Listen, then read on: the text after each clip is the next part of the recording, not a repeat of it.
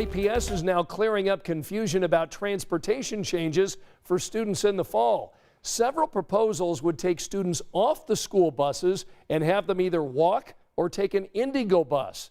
Alan Carter shares the big concerns the school district is addressing tonight.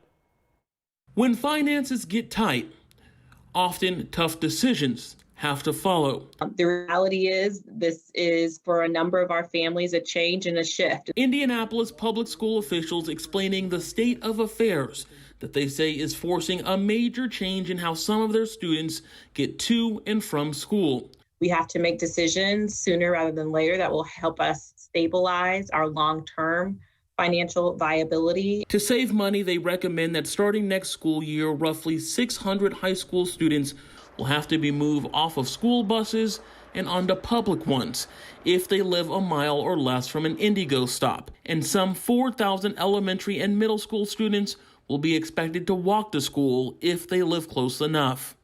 We've worked closely with Indigo. We've worked closely with our data and analysis team to identify students that are best situated to make that transition in next year based on their residents. Parents watching on Zoom with the chance to question officials. Expectedly, the biggest concern centered around if this was safe. First, which is who is responsible for the student's safety? Primarily, the safety concern lies with the student families to think about how they're navigating that and being conscious of their surroundings. It's the same safety concern that a student riding the yellow bus would have with respect to walking to their yellow bus stop and waiting at that stop. But district leaders say options are few in order to protect the actual classrooms. But it does mean we're going to prioritize teaching and learning in our classrooms and look for areas and places where we can make shifts and changes that won't negatively impact teaching and learning to the extent possible. Alan, how did IPS get into this hole?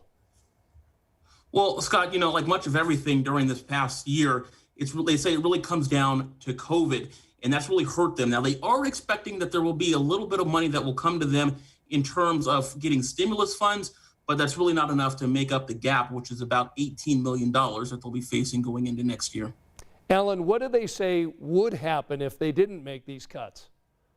Well, they were kicking around some ideas before all of this. One of the options that had come up on the table was the possibility of having to do school closures. They're hoping that with this plan, the transportation plan, that this will eliminate that from being something that is on the table. Alan, thanks.